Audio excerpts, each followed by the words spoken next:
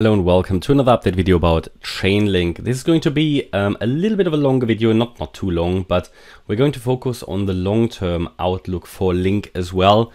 For channel members, a while ago I started a separate channel on Discord covering where I post the videos in which I talk about the long-term targets, so that when channel members can go back to sort of, what is my view long-term about a certain coin. I tend to do these videos and then do them over time when there is not so much going on in the market, because I can talk so much about it's going to go down, it's going to go down, it's going to go down. It can go sideways for weeks, and in these moments and times when not too much is going on, it is worth looking into long-term targets. So let's do that first. The long-term chart for Link. Basically the 4-day chart here on the chart, could use the weekly as well, doesn't really matter. My view is that Link created a wave 1 into April 21, May 21, peaked here, in an impulse, and is now coming down in wave 2. And it should afterwards move up in a third wave, come down in a fourth, and move up in a fifth. So Link is really a coin where where my long-term view has worked out perfectly, because it still is hovering around the 88.7% FIB level. So if you look at this, this is the area that I defined already. I believe it was back in November for Chainlink to get into for Link, and it is here the area between roughly, I haven't perfectly drawn the FIBs now, but roughly between $6 and $11.70 has been the area where ideally I expected Link to get into in this wave 2, because it is the area between the 88.7% FIB level and the 78.6% FIB level. That's the area where in a large wave 2, those altcoins in a significant bear market often go down into.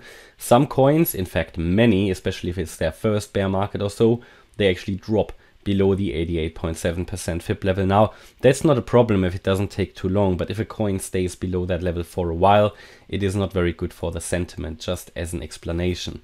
But we're still hovering in that area. At the moment, it looks like we will break the 88.7% FIB level to the downside, unless we really break above that sort of 1150, 1170 range here of the 78.6% FIB level, then we can look at something more bullish. But until we get back above the 78.6% FIB level, my focus remains on the downside. Especially as the short-term price action doesn't really justify any bullish counts. You can always construct a bullish count into this, but the question is it likely or not? But what would now be the target for Link, long-term target, or let's say target for the next all-time high? So let's start with the move to the all-time high. That was back here, as I said, in May 21. And it's not important to be super accurate here. It's more about giving a broad outlook. We have to base it on something. So let's say it would rather be a bit more conservative if we say, okay, we might come down a little bit lower. Let's say we come to 350 or something in this bear market. Just to give you a target for a third wave to the upside for the next all-time high. Then we're talking here about the $90 level. Between 90 or let's say $91 and $111, that would be the target ideally for a third wave. So let me just draw that. We talk here about this wave 3, which would occur in the next bull run, all-time high, wave 3. We will then get a wave 4 down, and then we will get a fifth wave to the upside. And the fifth wave would again complete a higher degree wave 1. And textbook target for a fifth wave is usually the 2.618 extension. So here we talk about, this could take years to play out, maybe end of 2023, maybe 2024. But we talk here about the 2.618 extension at $144. Sounds like a decent return for me.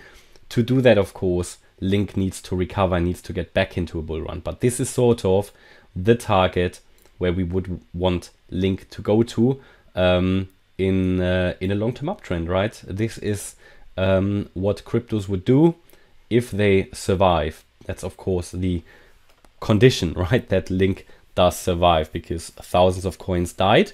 Don't get me wrong, I'm not suggesting LINK is going to die, but I also want to highlight that getting to these prices is in no way guaranteed. That's why crypto is risky. But if it gets to new all-time highs, it should do these prices. So let's talk about the lower level wave count here for LINK. We go back to the 1 hour chart.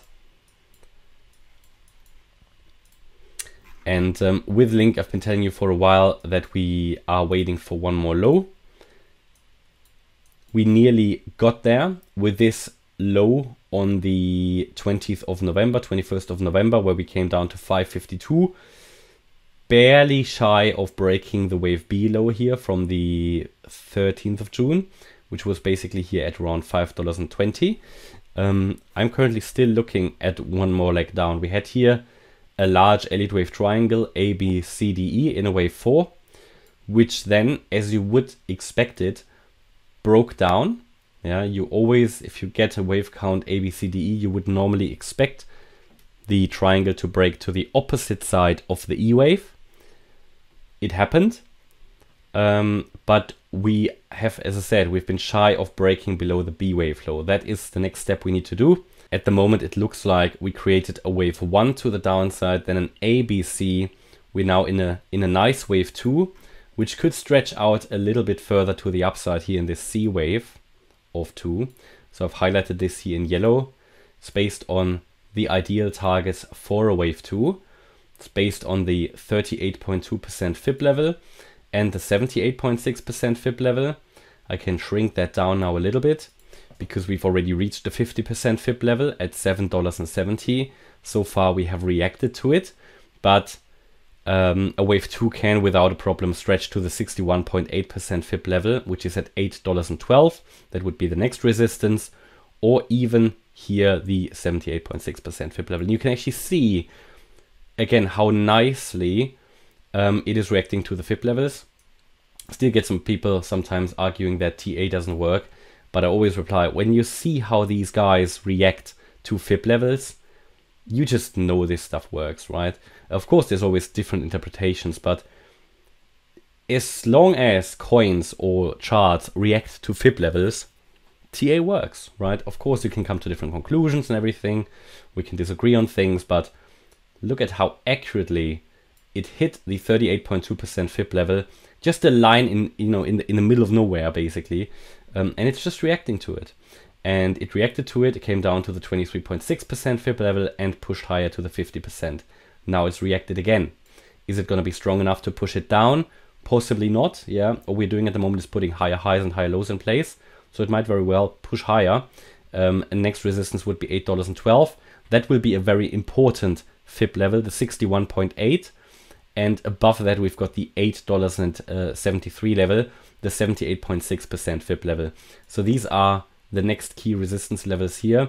Only really if we get above the 78.6% fib level, we could consider something more bullish, but it's very hard to construct a bullish count into this. And as I said before, as long as we stay below the 78.6% fib level here around, it's actually $11.70.